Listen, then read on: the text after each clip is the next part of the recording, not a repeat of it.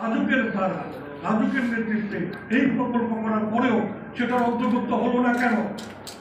কোন কারণে, কার ইশারায়? দ্বিতীয়ত, এবং মনে রাখবেন, এই জায়গাগুলো বড় বড় অলিগার্কিক ল্যান্ড ডেভেলপারদের অধীনে, এবং তারা বিক্রির মধ্যে দিয়ে হাজার হাজার কোটি টাকা দিয়ে রাজনীতিবিদদের এখন সব সরকার বিক্রি করছে। তাহলে এই ভবনগুলো বানানোর পর রাজুক বলবে প্ল্যান পাস করা হয় নাই, কতবার করেছে, করে গেল আমি জানি না, অবশ্যই সে জানে, এই দায় তাকে নিতে হবে। দ্বিতীয়ত, আপনারা দেখেন প্রায় 26% ডেভেলপমেন্ট লিমিটেড হবে, তার মানে ওইসব জায়গায় উঁচু ভবন করা উচিত হবে না। তাহলে এটার কম্পেনসেশন হিসেবে বাদ বাকি জায়গায় উঁচু ভবন করো। তার মানে পরিকল্পনাটা ত্রিমাত্রিকভাবে অন্য ধারা হওয়ার কথা ছিল। আর ওনারা একবারে সব জায়গায় অ্যাফেয়ার কমায় দাও, মানুষ কমাতে হবে, এই ভুলগুলাইয়া রিস্ক সেন্সিটিভ প্ল্যানিংকে গ্রাহ্যতার মধ্যে নেয় না। আমরা আজকে এখানে স্পষ্ট দাবি করছি, প্রথম রিস্ক সেন্সিটিভ প্ল্যানিং সারা বাংলাদেশের জন্য করে আমরা অবশ্যই ভূমিঘাত মুক্ত নগরায়ন নিশ্চিত করব। এক। দুই, সারা বাংলাদেশের জন্য অনেক ক্ষেত্রে 2010-এ সকল প্রকৌশলীরা মিলে বাংলাদেশ ন্যাশনাল বিল্ডিং কোড তৈরি করছে। সেই ন্যাশনাল বিল্ডিং কোড বাস্তবায়নের জন্য Bangladesh regulatory building regulatory authority তৈরি করার কথা ছিল, BRA। আদ্যবধি এই বিআর তৈরি করা হয়, আর এই তৈরি না করার কারণে সারা বাংলাদেশে যার যা কিছু সেভাবে ভবন তৈরি করেছে। আমাদের একটু বোঝার জন্য বলছি, এই ন্যাশনাল বিল্ডিং কোডের কমপ্লায়েন্স আমাদের গার্মেন্ট সেক্টর, আমাদের টেক্সটাইল সেক্টরে ছিল না বলে রানা প্লাজার পর বিরাট কর্মযজ্ঞের মধ্যে দিয়ে আমরা মাত্র 4 থেকে 4.5 বছরে তুলে দিচ্ছি। আমাদের ওই সেক্টরটা এই সেক্টরে প্রতি মাসে একটা অ্যাক্সিডেন্ট হতো, কিছু শ্রমিক মারা যেত।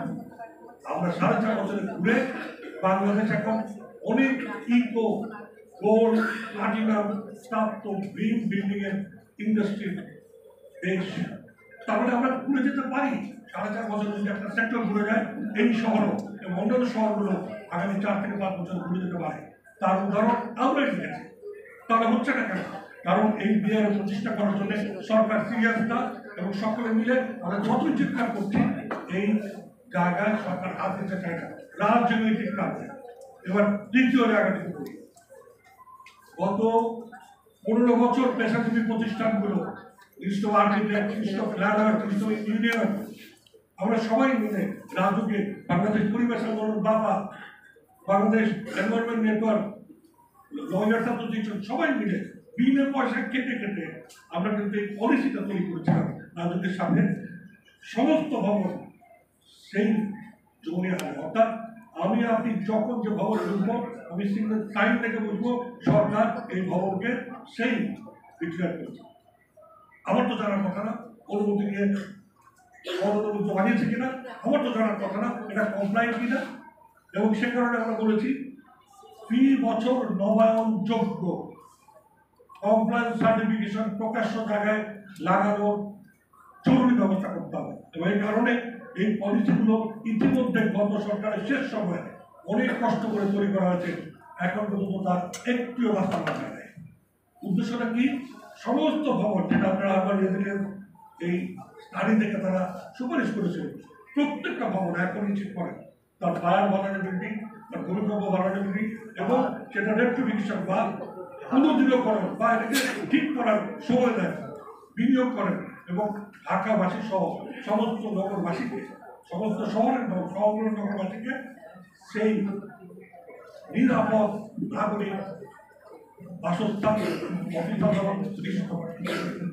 এই কাজটি আমাদের দ্বিতীয় দাবি, জরুরি ভিত্তিতে, তৃতীয় দাবি জরুরি ভিত্তিতে এটা করা হচ্ছে।